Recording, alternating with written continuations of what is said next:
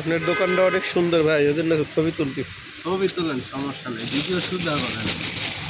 আপনার বাড়ি কোনে?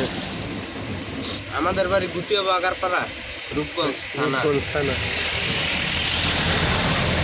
কতদিন ধরে এটার ব্যবসা করেন?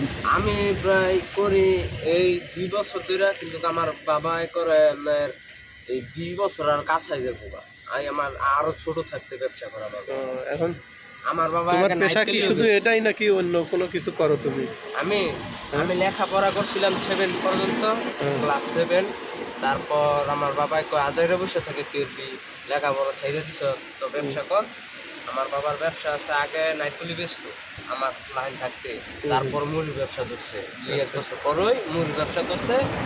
তারপর আমরা মুড়ি ব্যবসা চালু করলাম। আমাদের মুড়ি ভালোই হয়, মানুষ বলে ফসকাও ভালো হয়, তাই আমরা বিক্রি করি।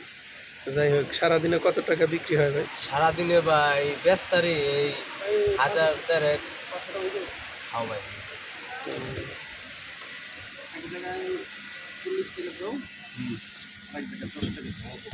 আচ্ছা ঠিক। কি মুড়ি না ফুচকা? ঝালমুড়ি এক জায়গায় 20 টাকা, এক জায়গায় 30 টাকা, এক জায়গায় 30-40 টাকা একসাথে না?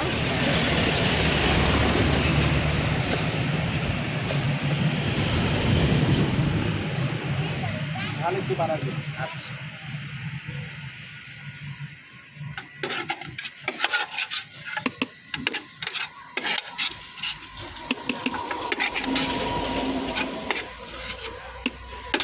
আর মশলাপাতি তো শেষের দিকে, হ্যাঁ? হ্যাঁ যাবো আমি আর আধা ঘন্টা আছি।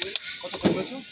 আমি বেশি সকালে 10টা বাজে বারোই, গোসল টোসল কইরা, কারণ দেরি হয় এই জায়গায়। 10টা বাজে বারোই 4টা আল্লাহ।